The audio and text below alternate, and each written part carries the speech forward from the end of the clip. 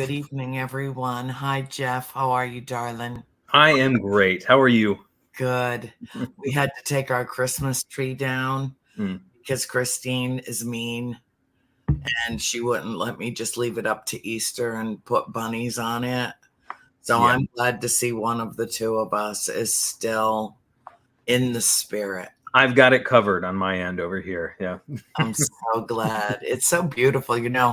I've always wanted to be in a situation where I didn't have anybody else to answer to. I guess what I'm trying to say is that in my heart of hearts, I'd like to just live quietly and alone. I guess, which is not really true. That's Right. not true. I love being with my mother, my sister, when I'm with my father. I love being with my family and my friends. I love, love, love it. But if I had my own place that I was completely in charge of, it would have a Christmas tree up all year round, all the Yeah, I time. agree. Yeah.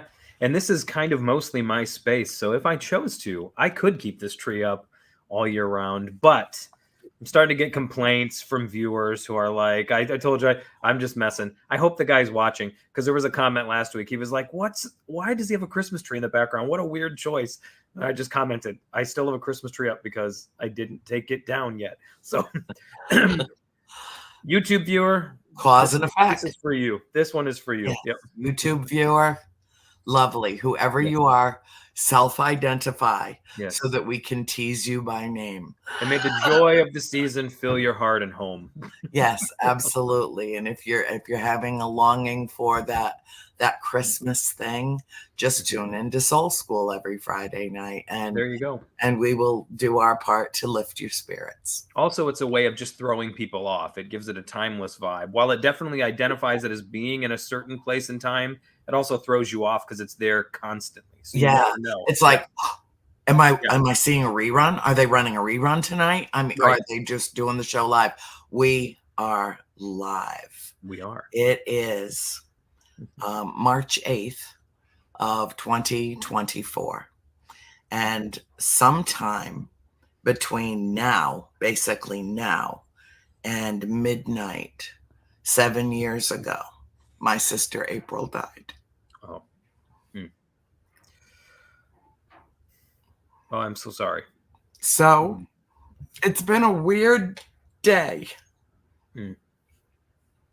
It always is. I hate this day. Hmm. I hate this day. Hmm. I but this year was different. I didn't put anything up socially. I didn't, mark it on Facebook and put a beautiful picture of her up, or which I should, and I'll probably do something tomorrow, but it was just, I absolutely didn't tell my mother. I did not remind my mother what date it was. She has no idea what day or date it is. And that's a good thing. Hmm. It's a good thing because, you know, this is the first time. Oh, by the way, class is in session, and oh my God, did the universe take me to school today? Hmm. This was the first time that we didn't talk to each other.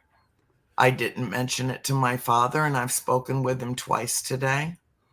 I didn't talk to any of my sisters about it except Christine, and that was only briefly yesterday, like you know what tomorrow is. And, even April could screw up her own death date because she died sometime before midnight, but she wasn't discovered until the following morning. And so her official death date is tomorrow. Hmm. Um, and she was just three weeks, not even 2.5 weeks away from her 52nd birthday. Hmm. So believe me when I tell you that my sister crammed 100 years of living into half that amount of time. Hmm. But it was also a hard life for her, very hard life. And part of me is glad that she's free now. But earlier this week, oh, and by the way, I must mention, as I always do, if you know anybody that's listening, if you know anyone who is using fentanyl, prescription, not prescription, I don't judge, I don't care where the source is coming from. And we all know it's coming from everywhere. Please encourage them not to die, because fentanyl is poison, and it factors so heavily into the pharmaceutical marketplace now that I don't think anybody in big pharma is going to do anything to stop it being used in that capacity. But it's also easily manufactured and comes in through multiple ports over multiple borders regularly into our country. And it's killing on average about 24 people a day now. When April died 7 years ago, it was killing 12 people a day in this country. That has doubled in 7 years. Wow.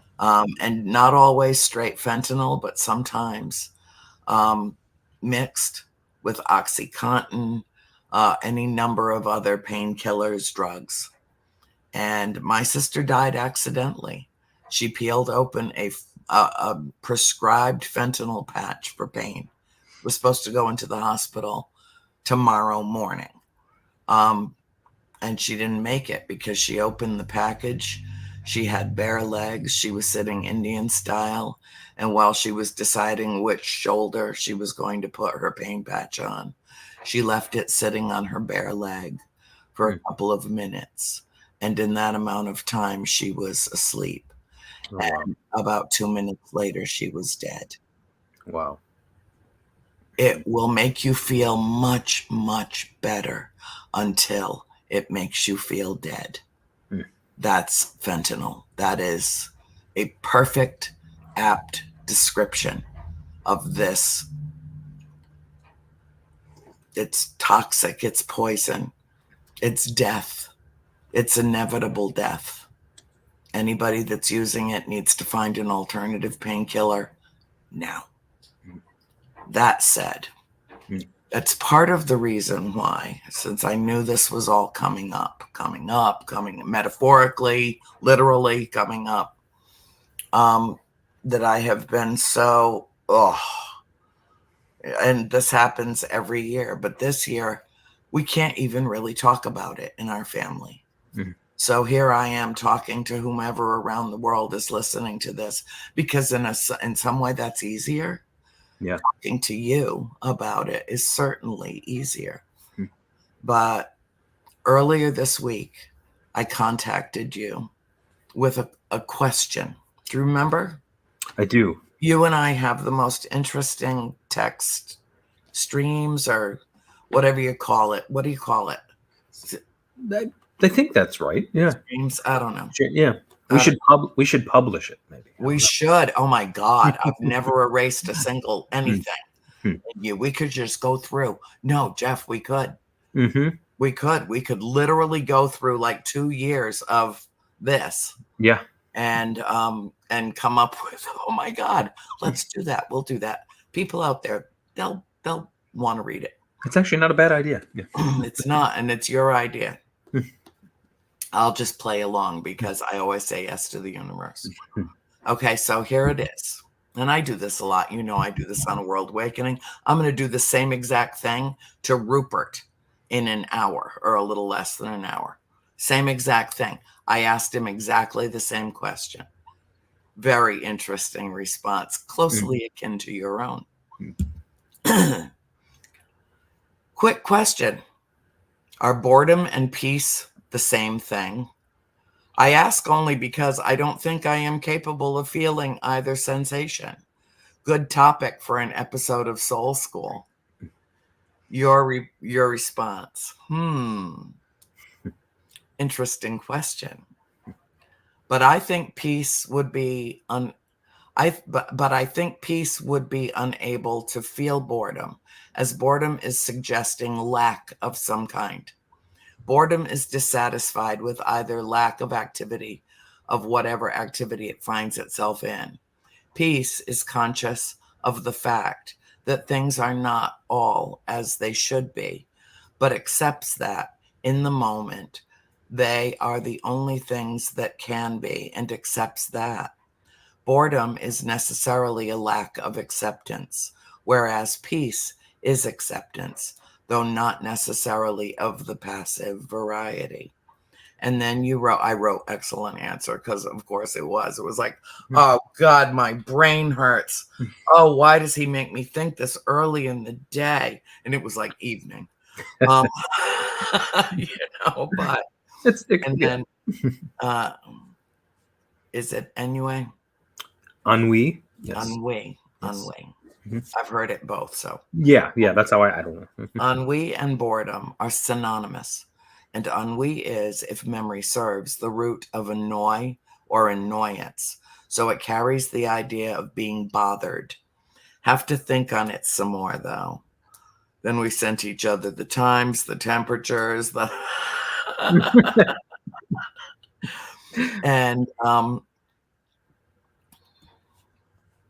and then you asked a little later, did you have anything in mind for the show tonight? I'm open, and we'll go with whatever you're thinking. I often send you basically the same message. Whatever you want to do this week, we're doing it. Or I can always come up with something. Yeah, no shit, Jeff. We can, in a split second, and have the description and title off to Bill. I had to think this week. I had to think a lot of swirling. I couldn't even keep track of what day it was this week. Greta, my friend, my agent Greta, and I had a long conversation about this week. And we're both like, what day is it? What time is it? There's a swirling sense of timelessness going on with both of us simultaneously. We had to talk about it. I felt the same sensation this week. Different and removed from your circumstances, obviously, but I definitely felt this. I commented numerous times this week, like, this feels like it's, it doesn't feel like the day it's supposed to be. Days, in my mind, days have feelings, because yes, days have feelings, and not this week. Not one of them felt like that day this week. Yep. Odd. Bizarre. So anyway, I'm almost done catching everybody up with our text messages. I'm laser focused. This is me to you. I'm laser focused on the notion of attaining true peace of mind. Is there a way to achieve it and sustain it? How do we convert anxiety into a balm for the soul? Is there a way to transform the toxicity into an antidote? How did Jesus Christ come to a place of peace and acceptance of his fate? And I was referring directly, as I knew you would know, to the Garden of Gethsemane. So I wrote, Garden of Gethsemane, the recurring theme of a garden is something to discuss. Your thoughts? Sorry to do this to you in the middle of a work day. And you said, I love all these ideas. Examining the garden motif could be a lot of fun too. I've had that Joni Mitchell song in my head all week. So did I. I couldn't even tell you. I couldn't even tell you. Woodstock was in my playing over and over in my mind this week. That Joni Mitchell song in my head all week. We are stardust, we are golden, we are billion-year-old carbon, and we've got to get ourselves back to the garden, caught in the devil's bargain, and we've got to get ourselves back to the garden. And then I said, that quotation, those lyrics, but excerpted, that quotation is in one of my books. I don't even remember which book it's in, but it's in one of them, because it was a perfect metaphor for what was happening at the time, in the trilogy somewhere about the farmhouse. And then you sent me a picture of you studying. Oh, color me surprised. Oh, I'm so shocked. Jeff's doing research for the show. So with all of that being said, and I've already burned up 15 minutes, let's go with this and Yeah. talk about this. And I'm going to throw this out to you. I don't think I am capable of achieving peace of mind. Mm. I have moments of joy, mostly when I'm watching that idiot right over my shoulder, right there, her right there, petting my dog. Does something so utterly entertaining that I cannot help but erupt in laughter. But she's pretty much the source of my joy, Mm. and everything else weighs heavily on me. And I had a moment not long ago that kind of catapulted me into this, thinking about this. And it was when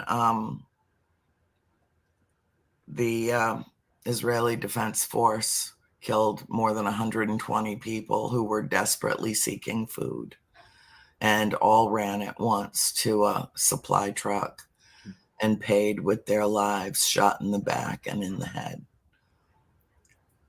because the IDF felt threatened.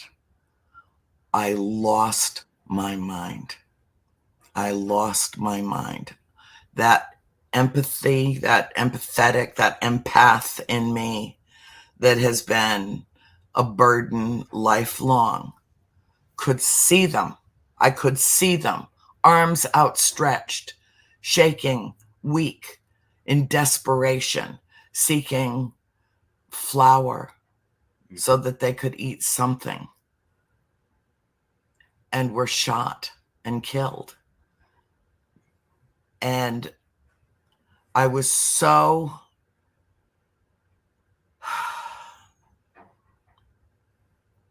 disillusioned about any possibility for peace. And I don't know how, in a world like we live in, knowing what we do about what's happening, not just in this country, but all around the globe. Anybody that's paying attention anyway, and I'm a big pay attentioner, how you can attain peace of mind, how that's even possible. And you know, when we're done with Soul School tonight, I'm carrying this forward right into a world awakening. And if you feel compelled, I'm just asking you now. I didn't ask you before, but I have Rupert on tonight. So if you want to hop in the green room and at some point come in and comment and share your ideas, please feel free to join us on World Awakening. You Okay. have the link. It's in the same email. Yes. Yes. And the studio link. But tell me, Jeff, tell me if there is such a thing in a world such as this, of being able to attain a lasting, sustained level of consciousness and spirituality where peace of mind is a permanent, not a fleeting concept, but how would one ever attain real peace of mind in a world at war? Yeah, I mean that is a question. That is a question, to be It sure. is. And I think my answer will be yes and no. And I guess it depends what we mean by peace of mind. I think there's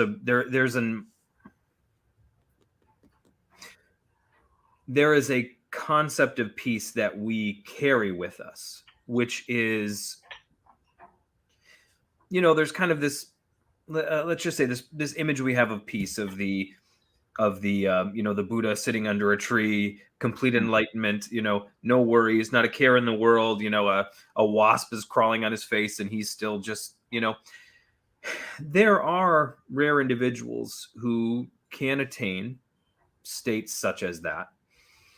But Nirvana. that's for sure. But I think individuals like that, or states like that, or events like that are really more meant to be symbols and signs to us than they are prescriptions for how to be and how to live and how to exist in the world. Because for one, we can't all do that.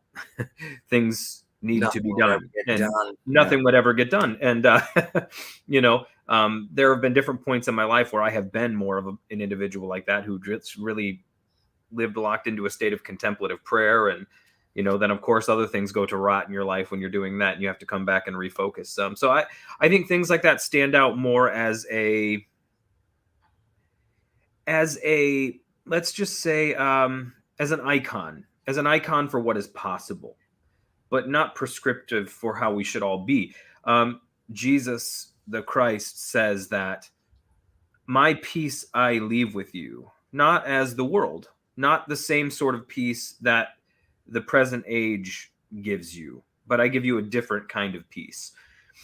And he says, in this world, you'll have tribulations, but be of good cheer. I've ultimately overcome, but don't think that means that these tribulations and trials won't come. So the peace that he was saying was given is a peace that coexists with the trials and tribulations of the world. And he says, if you're looking for the sort of peace that is promised, in a lot of philosophies, you're probably going to be disappointed. That's not what I'm here to give you. I'm here to give you something that coexists with the world as it is, because really that is the only sort of peace that's tenable in a world such as this, because we have to exist in this world.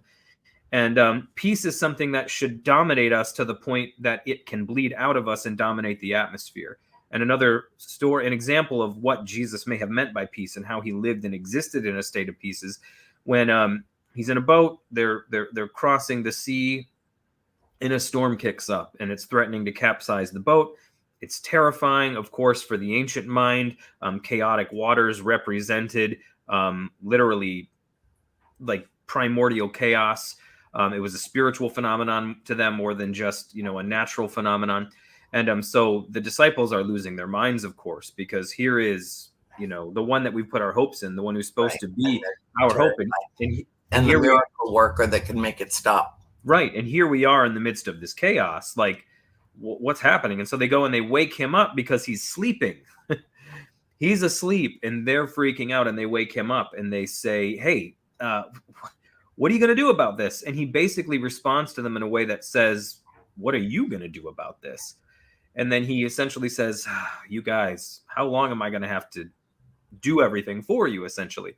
And then he says, peace, be still. And everything, peace overtakes the external environment and stillness returns, and they comment to themselves, what sort of man is this that even the wind and the waves obey him? And so, like, the concept here is that Jesus is at peace, literally sleeping in the midst of a storm. So his inner environment is one of peace. And so he's able to transfer that to the external environment because it's dominated him here first. So I think the first lesson is, and it goes back to the garden motif as well. Yes. Jesus was not ignorant of what was happening outside of him, but he also had taught and equipped his disciples how to handle it. Right? Or at least that's the assumption we get from when we listen to him, that this was part of some other teaching he'd given them. And, they, of course, hadn't gotten it yet. And he did have it because he was so dominated by peace. He was sleeping in the midst of a storm. And so he was able to come out and release externally what dominated him internally. And but what dominated him internally did not make him ignorant of what was happening out here. And that is, I think, okay, so if we go back to the garden idea, the idea of the Garden of Eden, and the garden motif is in a lot of mythologies.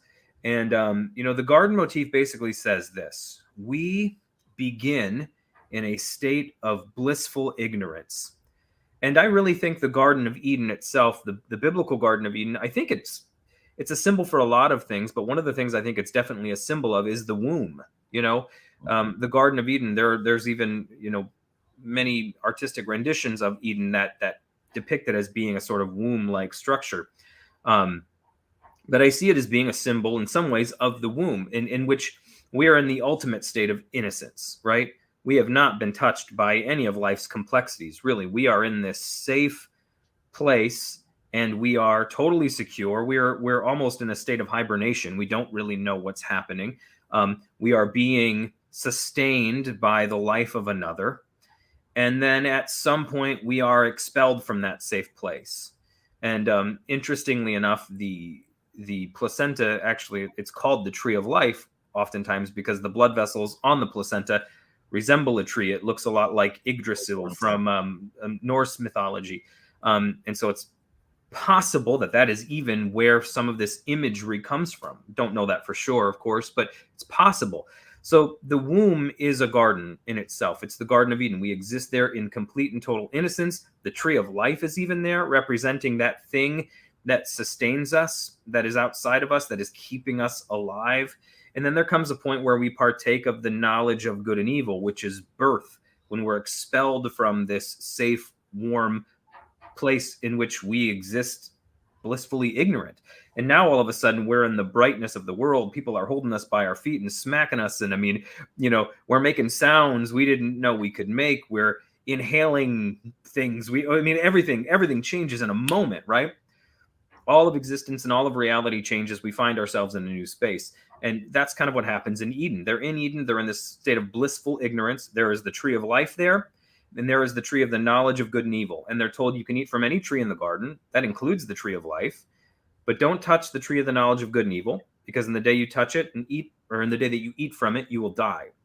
And so it doesn't necessarily mean you'll drop dead on the spot, but death will become a part of the human experience. And that is ultimately what happens. Why? Because they're cut off then from the tree of life, which is believed was kind of like their source of continued life, that they had to continuously feast on the tree of life to stay alive.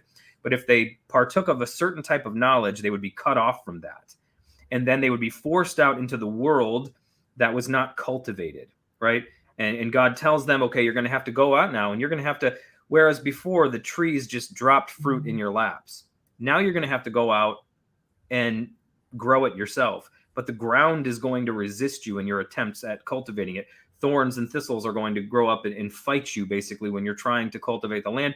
It's going to be a lot harder. In other words, you're expelled in some ways from the womb, the tree of life, which represents the sustenance that you receive from another. It won't be there. Now you've got to make your own way. You've got to find it on your own. And so it's essentially the removal of this bubble that exposes us to what exists outside of our garden of ignorance. And now all of a sudden we are in touch with a world that is filled with pain, that's filled with the prickles of thorns and thistles. We're now in a world in which we're not simply being sustained by the tree of life. We have to now make it, right? That's sort of the reality of things. Now, the garden motif, it's because reality is fractal. And by that, I simply mean that every image, fractals are basically self-similar curves. It's a geometric shape that's made up of itself. So the illustration I always give is, a few, like right after COVID, my family and I, one of the first things we did when we were like emerging from our cave is we went and had lunch at Cracker Barrel, and we always play the little triangle game with the golf tees. You know what I mean? That's like our thing. Going back to when my kids were like barely talking, we always would have a little competition. And so I was like, okay, we haven't been out in a while, so we're going to play ultimate golf tee triangle Cracker Barrel game, whatever the name of the game is. So I went to like all the different tables because there was hardly anybody there, and I grabbed a bunch of them and I put them all together. And I'm thinking, it's like, what did I do? I did 4 on the bottom with the points all facing up, 3 with the points facing down to make a flat surface, 3 with the points facing up. Well, anyways, I've made this massive triangle out of, I think, 7 triangles. I could be thinking it wrong, but anyways, it perfectly made a large scale triangle by combining smaller triangles. Now you can do that ad infinitum. You can then take 7 more collections of 49 triangles and make an even more massive triangle. And you can just keep repeating that pattern over and over and over. That's fractals. That's what a fractal is. It means that the larger shape, if you zoom in, it's made up of parts and pieces that are similar to it. So the garden motif repeats throughout our lives similarly. We begin in a womb, in a garden, and then we're born into the garden or the womb of childhood, in which we also exist in a state of blissful ignorance. Somebody else takes care of us. Sure, it's a little more tedious than just sitting in a womb. It's a little, but not too much more, really. But at the time, you just can't wait to grow up. And then you grow up and you realize, oh my God, this is another now lost innocence. And you long to get back to that garden, right? And life is just this series of gardens, right? But every new garden we enter into feels like exile from the previous garden, right? Mhm. Every new garden we enter, let's say, feels like exile from the previous one. But the truth is, it is a garden in its own right. It is a womb in its own right, in which we are being formed and fashioned to be reborn into a new era of life. But it never feels like a garden when we're there. It feels like something we want to get out of. And so we search for the knowledge, for the fruit that will get us out of here. And we always find it. We're very good at that, and we're always expelled. And then we always find ourselves wanting to go back. So, one of the ways to think of it then is that every tomb we find ourselves in can be transformed into a womb if we realize that it's a garden and not exile from a garden, if that makes sense. So, we always mistake the wombs we are in for the tombs in which we will be buried. And so we can do a work of alchemy and transform this thing into another thing simply by consciously realizing that I'm not in exile. I'm being reborn as something new into a new season. So that's one way to think about it. I was talking to a friend of mine, Aaron Tomlinson. Viewers will maybe remember him. A couple of times when you weren't able to join us, he joined me. He works in mental health. He's an ex-pastor himself, and now he's a spiritual teacher and also and works in mental health as well. But I was talking with him the other day, and we were talking about this concept societally, right? How, societally, we're at a stage, I think, where we exist outside of the garden because because information is so available to us now that we are constantly bombarded by trauma and terror and sights that will never leave our minds, and even just the minutia of people's daily lives, that often includes pain and sorrow and suffering, we see via social media. And I'm not saying people shouldn't post those things as therapy. I'm just saying, like, we're exposed to pain and suffering now in a way that we've never been in human history. And there were times where we kind of were ignorant of what was going on. We were ignorant of what was going down the street, let alone on the other side of the world. And now that covering is removed, we're outside of the walls of that garden.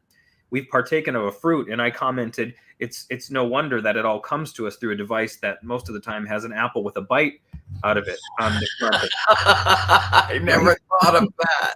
I mean, isn't it just amazing how and I know what the apple actually is supposed to symbolize. It has to do with Alan Turing and all of that, but like the symbol still appears. Archetypes have a way of raising their head to teach us They things. do. Even if it's not the intent for it to teach that, symbolism and archetypes, they show up and they teach us things. And so we are kind of all existing in a sense outside of the garden collectively, or at least that's what it feels like. Yeah. Because we're exposed to pain and suffering in a way that we were never exposed to it before. So we either view this as we're in exile and we are going to just die out here and our bones bleach in the sun, or this is our tomb essentially, or we recognize it as the womb that it actually is. And we can allow ourselves to be transformed and reborn into the next season of our lives as something new, as something we weren't previous to this. Because every garden and expulsion and then realization that we're still in a garden, we're being transformed. We're growing and we're growing and growing. We're going up the scales, as I've talked about before. We're going up the scales on the piano, do, re, mi, fa, sol, la, ti, do. We're just constantly going up, more and more octaves with more complexity behind us because we're further down the scale. And anyways, so and then you said, you asked something about how did Jesus accept his suffering, right, and accept his fate. Accept his fate. Yeah. I mean, if the story is true, right, then he had to make a complete leap of faith. Yeah. To allow himself to be arrested, to be tortured, and to be crucified. Yeah. And the acceptance comes in a garden. The acceptance comes in the Garden of Gethsemane, which means the grove or the garden of crushed olives. So he is literally, and it says there that he's in agony. And the word in Greek, which is eluding me at the moment, means to wrestle, to kick up dust. So the image is that he's in agony. He's rolling around in the dirt in agony, having to accept what it is that he has to do here in this garden. And he does say, if this cup can pass from me, please let it go that way. Yeah. Nevertheless, not my will, but yours be done. And people get funny when you talk about stuff like that because they think you're talking about an abdication of your will. Right. But there's something more powerful going on there than that, I believe. Well, and of course, then the other side of that is there are a lot of people that feel that it was his destiny to perish the way that he did, that would so horrify people that for time immemorial his story would be told of how he suffered. Right. And so here's the deal. He's the garden of crushed olives is what Gethsemane means. Okay. Well, you don't get oil. You don't have olive oil unless the olive is crushed. And so here he is being crushed until acceptance comes forth from him.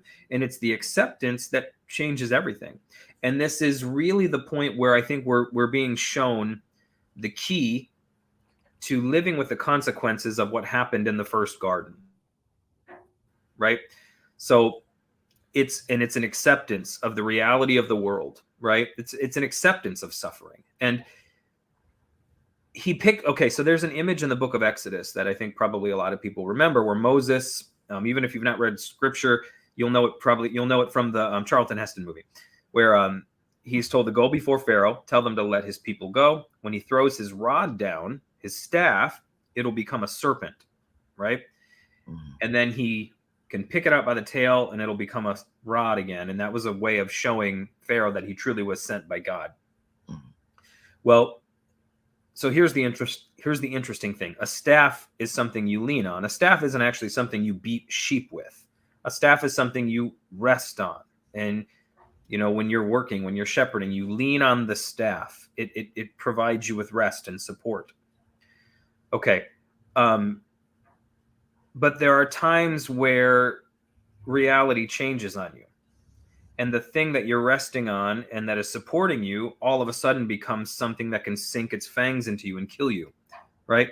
Reality can shift on you really quick, right? Your day can be going one way and then all of a sudden, boom, your staff becomes a serpent, right? That's how it is. But ultimately, Moses has to pick it up and it turns into a staff again with him knowing the serpent symbolically still exists within, right?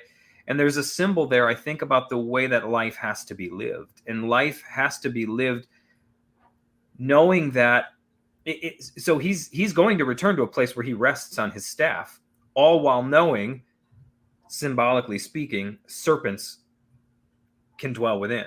Just like living in a garden, we're being shown symbolically, all gardens have snakes. No matter how serene, no matter how idyllic, all gardens have serpents. But still, you have to learn to live there. And like Moses, you have to learn to lean again on a staff that could go serpentine on you at any moment. But that's part of that's what peace is. I really believe. I really, really believe that is what peace. Sorry, go ahead. No, it's okay. I'm just there's something about it that just it's like the phrase "there's the rub" comes to mind. Mm-hmm. Because it seems to me that, if you're at a place where you can't accept the way the world is, you just can't. I can't accept the way the world is. And my frustration, my anger, my discouragement about how we never learn a goddamn thing. And we just keep making the same mistakes over and over again. And our spiritual ascension happens so gradually. Mm-hmm. Our spiritual growth, our evolution as an individual happens so gradually that it's very often difficult to understand when you're exiting one metaphorical garden and transitioning into another. Yeah. Um, in the song Woodstock, the music festival, was the garden. Yeah. That was where everything was growing and blooming, and just the music itself was the rich soil in which everything germinated and sprung to life Yeah. during that weekend. And the song was written on the last night of the event by Joni Mitchell, the last night of the event that she could not attend because her agent insisted that she do the Dick Cavett show. And she knew where she belonged. She belonged in the garden. Yeah. And she gave it to Crosby, Stills, and Nash and said, do this, do this your way.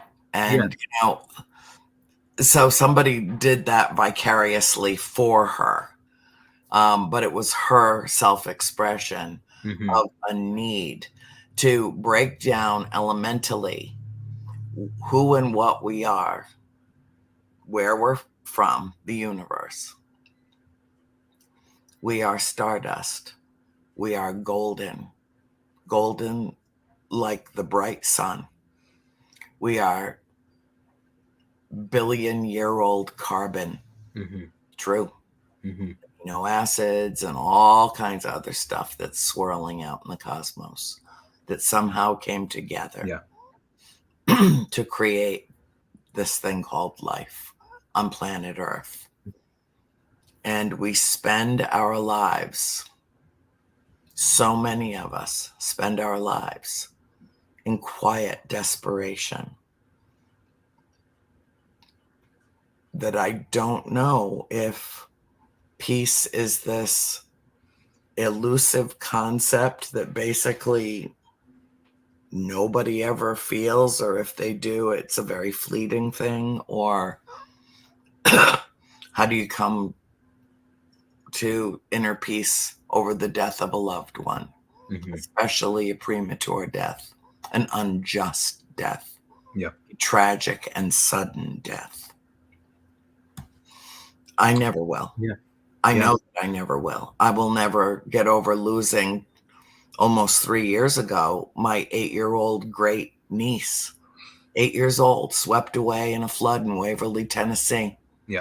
Just dead. And, from fully alive, fully engaged, fully embracing all that life had to offer her, and then gone, just like that. I don't know if I can come to that kind of higher consciousness, that kind of acceptance that would lead me to a place where I could be still, where I could be at home in my own soul. And I know I'm not the only one that feels that way. No, you're not. And, I don't think, when I say acceptance, I hope nobody gets the impression that I'm saying that I'm suggesting indifference, because not at all. Acceptance is not indifference. No, it's not. It's not apathy. No. It's not indifference. It's not. It's its own thing. Yeah, and I don't mean sitting there, in the lotus position saying, I accept reality as it is, let them bomb the hell out of each other, and I'm just going to sit here and burn Palo Santo and listen to singing bowls playing in the background. Fix what I can and forget the rest. Yeah, I'm not saying that at all. I guess here's what I'm saying. Acceptance in this sense. Okay, so some stuff is coming to me. And think, when I'm quoting scripture, guys, please see in terms of esoteric kind of interpretation of it. I don't want anyone to get triggered if Christianity is not your bag. I look at these things symbolically. Well, there are messages in all world religions. Absolutely. There is a passage we reference frequently, both of us. So there's a passage in Romans chapter 16. I think it's 19 and 20 or 18 and 19. It says, "Be excellent at what is good. Be innocent concerning evil. And the God of peace will crush Satan under your feet. Now, this is so packed full of powerful imagery here. So it says, be excellent at what's good, be innocent concerning evil, and the God of peace. So excellence at the good, innocence concerning the evil causes this thing. The God of peace is what manifests as a result. Okay. And then that state of peace that one is in as a result of those two things is what crushes Satan under the foot of the individual. And the word Satan is ha-satan, which means the accuser or the adversary, really. So you don't necessarily have to take that as meaning a literal metaphysical devil figure. That can just simply mean accusation. Anyone actually can play and embody the role of the Satan. Jesus said to his apostle Peter, get behind me, Satan, because he embodied the role of an adversary at some point. So the idea here is be excellent at what is good, innocent concerning evil, and what manifests is peace. And this is the sort of peace that allows you to tread on what would seek to destroy you and stand adverse to you. So how do I interpret that? I interpret that as this. This is really what we can, I think this is almost the best we can do in life, is once you're exposed to the suffering of the world, the reality that's out there, you're exposed to it. You've seen it. It's too late. You can't go back. You can't unsee it, unthink it, unfeel it, unknow it. You can't. No. You can't hit Control A, backspace. Once you've seen it, you've seen it. It's here. But what you can do is you can take what you learned in the garden, which was what is good. So be excellent at what is good and be innocent concerning evil. That does not mean be innocent of the fact that evil exists. Yeah. It means be innocent as it concerns the evil that you are very well acquainted with. But you have to you have to know that it's real and that it exists for peace to actually be something that manifests in your life in a way that can actually do some good, which manifests as the crushing of Satan under the individual's feet who is under the influence of this sort of peace.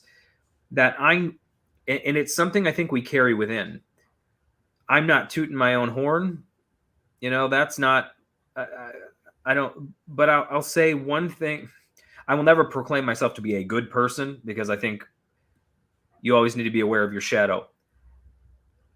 But I, at the end of the night, sleep well because I know I've seen darkness that could have turned me very dark. Mm-hmm. So have I. And yet I work every day to be excellent at what is good and innocent concerning the evil that I could very easily slip into because I know what it is and I know how it functions. That is the peace that I go to bed with every night. And then every day I work to manifest that in the world and in reality as something that overcomes the Satan or the adversary. And so how does Jesus accept his fate and his suffering? Well, ultimately, it's because he knows his suffering is redemptive in some way. Mm-hmm. Now, however one understands that, whether one believes that literally or not, it's not really the point right now. In the story, though, that is what's happening. And so he knows that his suffering, he had the ability in that moment to call legions of angels to his aid, it says, but he doesn't. Instead, he suffers willingly, knowing that his suffering transfers into life for those on whose behalf he's suffering. So again, whether one believes it literally, not the point right now. Just think of it in terms of a myth, okay? I don't just think of it like that. He knew that his willful taking on of this suffering meant salvation for the world. And I've suffered already. You've suffered already. We've all already suffered. We can't undo that. But what we can do is we can keep it from making us evil, and we can remain excellent at the good. That manifests as a kind of peace that you can't get anywhere else. You can't get that from a self-help book. You can't get that from a bottle. You can't get that from something you roll up and light one end of and suck on the other end of. Are you sure about all of those? Now listen, all of those things can aid you. I'm just asking for a friend. Yeah, me too. I'm not saying they're off limits, but nothing, at least as far as I'm concerned, every day knowing that I'm taking my own suffering, the wounds in my own soul, and I am going to somehow use them, transform it, alchemize it into something that is going to serve the world, right? That is going to serve other people who have suffered the same way that I've suffered. Which for me, it's usually I'm reaching out and working with people who are trapped in fundamentalist, legalistic Christianity or religion of some kind, and so I'm able to take the wounds on my own soul and transform them into scars, right? That I can then, I'm a wounded healer, right? That's what a healer is. A healer is one who's wounded, and I think that's how you accept it. I think that's sometimes in some way, I think that's almost as good as we can do. You're probably right about that. You know, we've done a lot of shows, but this one, I have found particularly healing. And I just need to let you know how much I love you and admire you. You know, and there's so much. Our backgrounds are so very different in ways we're kind of like polar opposites or two sides of one coin. But in that being the case, it completes the coin. And I'm so grateful to you, and I know that our viewers are too, because you know, what do we do every episode? We just want to make people think more deeply, feel more deeply, touch their hearts and their souls through a computer screen. We live in a remarkable age where it's just amazing that we can communicate this way. So why not communicate about stuff that matters? Yeah. And we'll continue with this at another time. And as I said, you're perfectly welcome.